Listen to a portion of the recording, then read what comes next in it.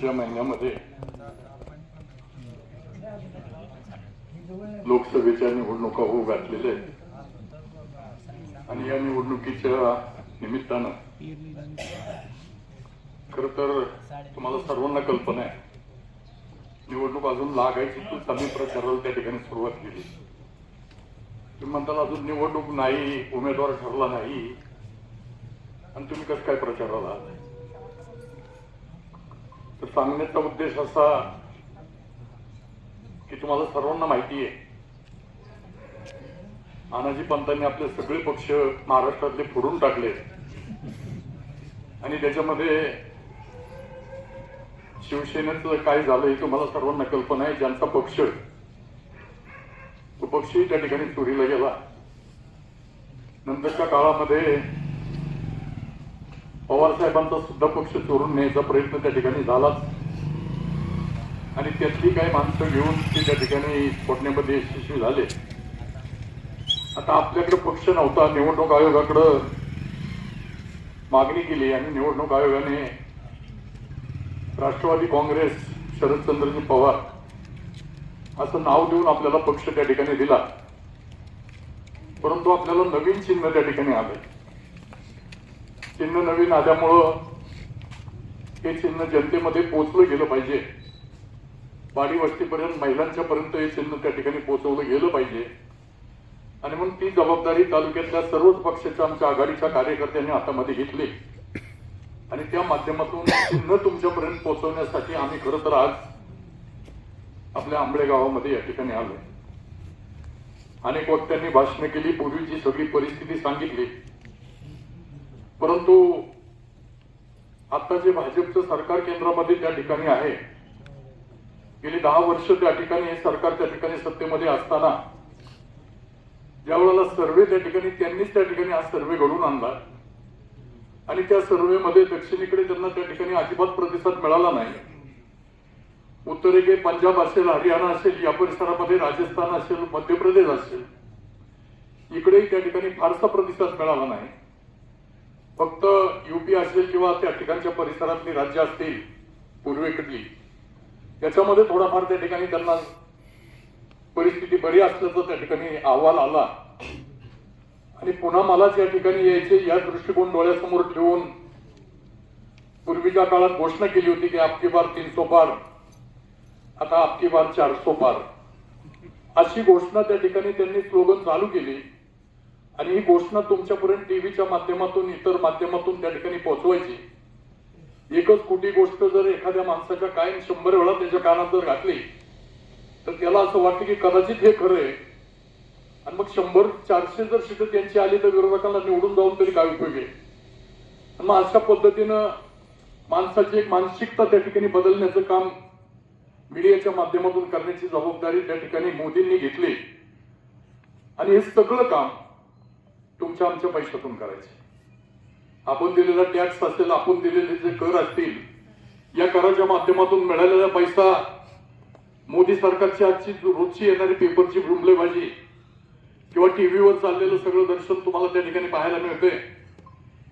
ही guarantee, ती guarantee, ती guarantee, कसलीच गॅरंटी खरी नाही आणि अशा पद्धतीनं त्या ठिकाणी सरकारी पैशातून हे सगळं प्रसिद्धीची माध्यमं त्या ठिकाणी चालवली जात आहेत आणि या पद्धतीनं त्या ठिकाणी काम करण्याची जबाबदारी त्यांनी त्या ठिकाणी स्वीकारली.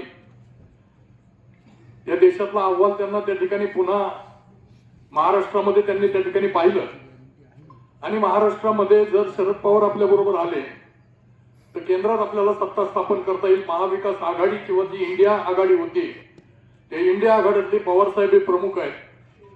शाहू फुले आंबेडकरांचा विचार जपणारे पवार साहेब त्या ठिकाणी आहेत, घटनेला मानणारे पवार साहेब त्या ठिकाणी आहेत आणि मग पवार साहेबांना कसं फोडायचं अशा पद्धतीचा डाव त्या पटेलाच्या माध्यमातून ती जातीला जात भिडली आणि त्यांनी त्यांच्या माध्यमातून हा डाव टाकण्याचा प्रयत्न त्या ठिकाणी केला. पवार साहेबांना ऑफर केली, तुम्ही आमच्या पक्षात या, आमच्या पक्षाला त्या ठिकाणी सपोर्ट करा, आम्ही तुम्हाला वेगवेगळी पदं देतो, सुप्रियाताईंना मंत्री करतो, तुमच्या प्रफुल्ल पटेलांना त्या ठिकाणी मंत्री करतो, महाराष्ट्रामध्ये अजित पवारांना मुख्यमंत्री करतो, तुम्ही आमच्याकडे त्या ठिकाणी आलं पाहिजे.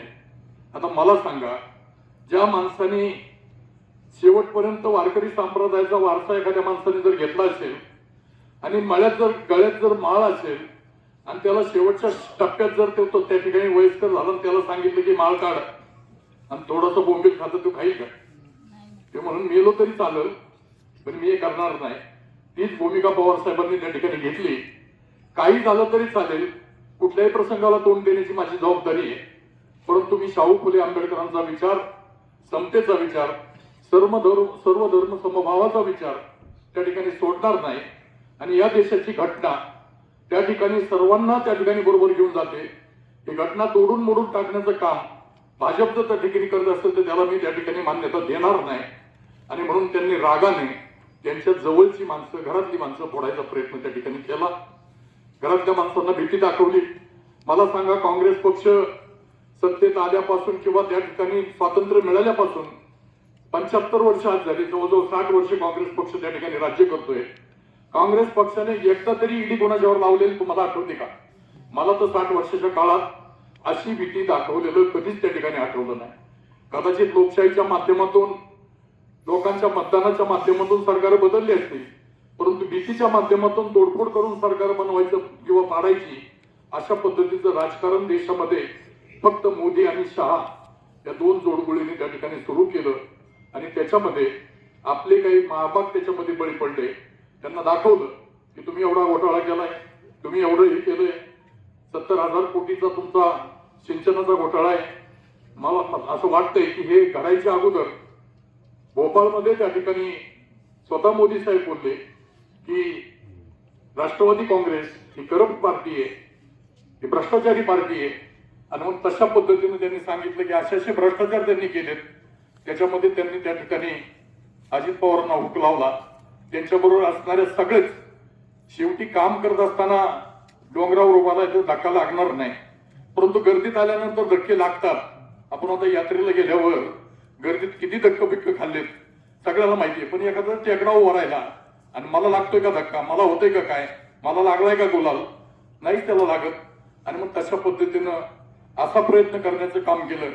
शेवटी माणूस ज्यावेळेला काम करतो त्यावेळेला चुका सुद्धा त्या ठिकाणी होतच असतात. आणि मग अशा चुकाचं भांडवल करून त्यांना त्या ठिकाणी बदनाम करण्याचा प्रयत्न केला.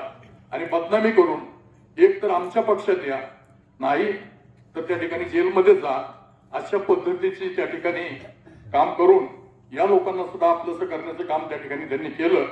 आज काय परिस्थिती, आज मी आत्ता थोडंसं दादांना दाखवलं मगाशी की ज्या माणसाकडं आदरणीय पवार साहेबांनी संपूर्ण सत्ता त्यांच्या हातामध्ये दिली, साहेब स्वतः दिल्लीचं काम त्या ठिकाणी पाहत राहिले, देशाचं काम पाहत राहिले आणि इथली सत्ता संपूर्ण दादांच्या हातामध्ये त्या ठिकाणी दिली. आतापर्यंत झेडपीचा सदस्य, पंचायत समितीचा सदस्य असो, मार्केट कमिटीचा सदस्य असो किंवा एखाद्या नगरपालिकेचा सदस्य असो किंवा आमच्या कारखान्याचा सदस्य असो, निवडण्याचं काम दादा स्वतः त्या ठिकाणी करत होते. आणि आज त्याच दादाला 3 सीट दिलेत. 4थं सीट मागण्यासाठी दिल्लीला मुजरा करण्यासाठी जावं लागतंय. गल्लीत घालायचा गोंधळ आणि दिल्लीत जाऊन करायचा मुजरा. आणि संपूर्ण ताकद तुमच्या हातात होती, ती ताकद तुम्ही त्या ठिकाणी घालवली आणि आज मुजरा करण्यासाठी दिल्ली स्वराज्याच्या पुढे त्या ठिकाणी हात पसरताय, भीक मागताय. ही प्रवृत्ती तुमची, ही परिस्थिती त्या भाजपने आज त्या ठिकाणी दोन्ही पक्षाची केली. त्याच्यामध्ये शिवसेनेची तशीच परिस्थिती झाली, आपल्या राष्ट्रवादीची तशीच परिस्थिती झाली. नितीश कुमार शेवटपर्यंत त्या ठिकाणी आपल्या आघाडीमध्ये त्या ठिकाणी होते. त्यांनाही तशाच पद्धतीने त्यांच्या 4-5 माणसाला सांगितले की तुम्हाला उद्या आतमध्ये टाकणार, त्यांना सांगितलं इकडे यायचं, माझ्या बाजूने शपथ घ्यायची. अशा पद्धतीचं एक चुकीचं काम या मोदी सरकारच्या माध्यमातून चालत असताना कुठलंही स्वतः त्यांनी जे शब्द तुम्हाला दिले त्यातला एकही शब्द 10 वर्षाच्या काळामध्ये त्यांनी पाळला नाही.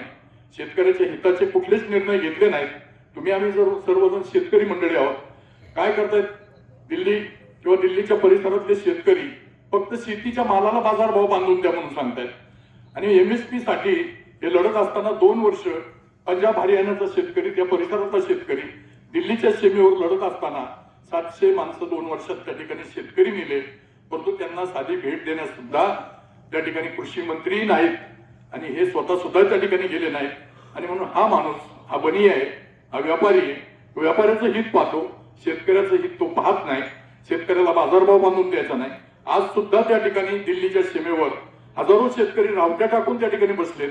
त्यांना आतमध्ये येऊ नये म्हणून बॅरिकेड्स टाकायची, खेळे ठोकायचे, त्या ठिकाणी तारेची कंपाऊंड घालायची. आणि या लोकशाहीच्या देशामध्ये सैन्य सीमेवर उभं केल्यासारखं त्या ठिकाणी आम्ही काही पाकिस्तान मधून आलोय का?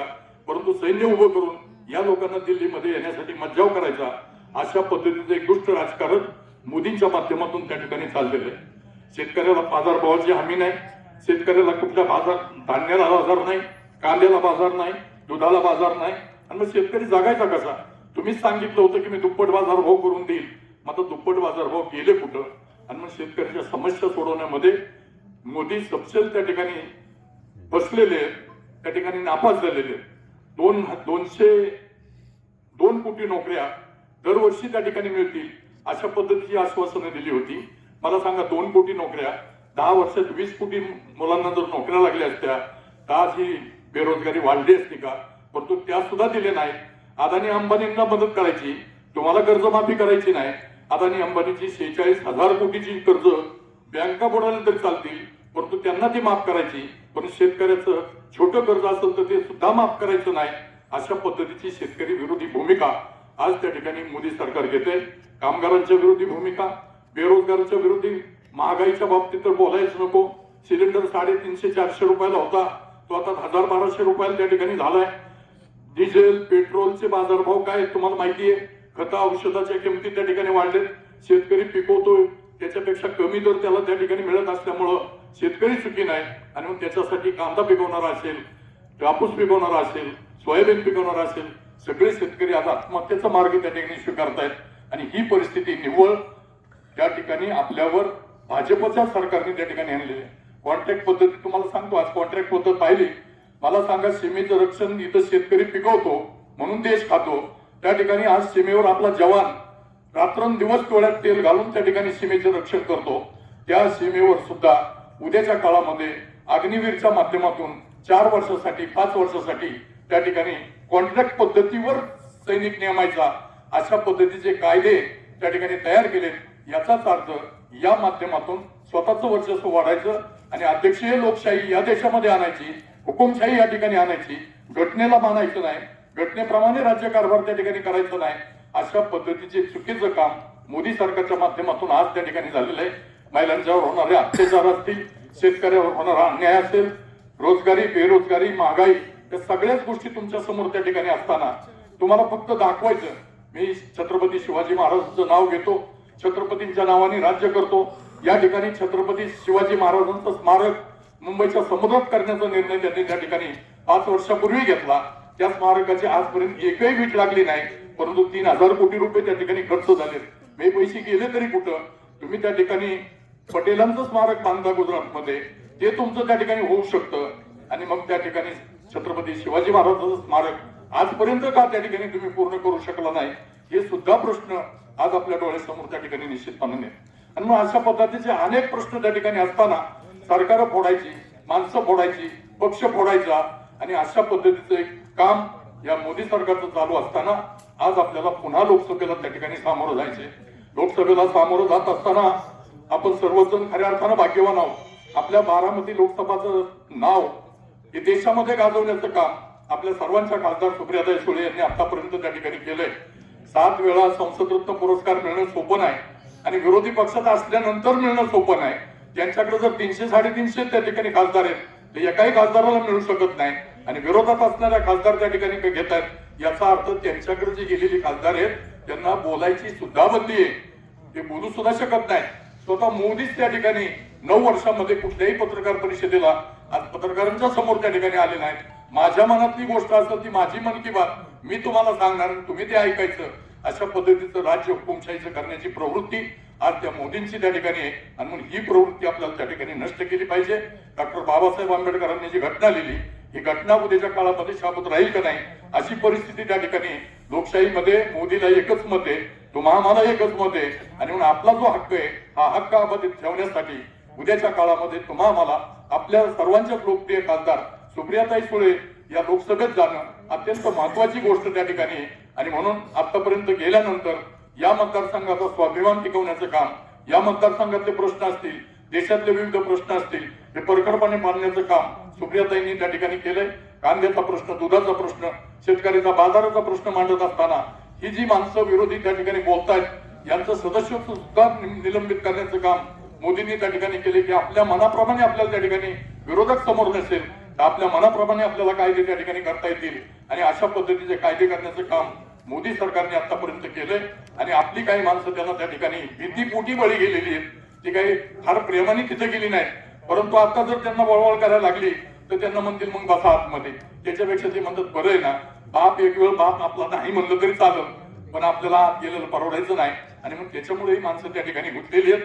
कदाचित ती पुढे मागे तुमच्या बरोबर येतील किंवा नाही येतील त्याच्यापेक्षा काही घेणं देणं नाही, परंतु पवार साहेबांचं धोरण असे नवीन नवीन माणसं ज्या वेळेला पवार साहेबांनी पक्ष काढला त्या वेळेला नवीन माणसाला त्या ठिकाणी संधी दिली आणि नवीन माणसं तयार झाली. आता आम्ही सुद्धा तेच सांगतोय की नवीन माणसं पुढे आली पाहिजे, त्यांनी समोर येऊन त्या ठिकाणी राजकारण समाजकारण समजून घेतलं पाहिजे आणि त्या माध्यमातून उद्याची ही लोकशाही आपल्याला जिवंत ठेवायची असेल तर तरुणांना पुढे आल्याशिवाय पर्याय नाही. आणि मग तशा पद्धतीचं राजकारण आतापर्यंत पवार साहेबांनी केलंय, पुढच्या काळामध्ये सुद्धा पवार साहेब त्या ठिकाणी नवीन माणसाला ताकद देऊन नवीन माणसं उभी करून त्यांना शक्ती देऊन या देशाची लोकशाही वाचवण्यासाठी निश्चितपणानं 84व्या वर्षी सुद्धा प्रयत्न करतात. याचा अभिमान स्वाभिमान तुम्हाला निश्चितपणाने वाटला पाहिजे. काही माणसं म्हणतात पवार साहेबांनी काय केलं, काल तो कोण आला होता, अमित शहा 50 वर्ष म्हणला बोजाचा महाराष्ट्राच्या जनतेवर. अरे या देशामध्ये सोयी सुद्धा त्या ठिकाणी होत नव्हती. हा देश स्वयंपूर्ण, अन्नधान्यात स्वयंपूर्ण, सर्वांना न्याय देण्याचं काम पवार साहेबांनी त्या ठिकाणी केलं.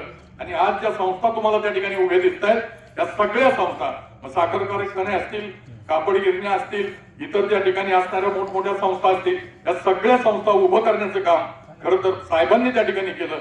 पुरंदर तालुक्यात जर विचारलं कुणी काय केलं तर पुरंदर उपसासारखी एक महत्वाकांक्षी योजना पवार साहेबांनी तुमच्या आमच्या दारात पाणी त्या ठिकाणी आणलं. मला सांगितलं खराब पाणी चालेल का, म्हणजे खराब पाणी द्या. टेमघर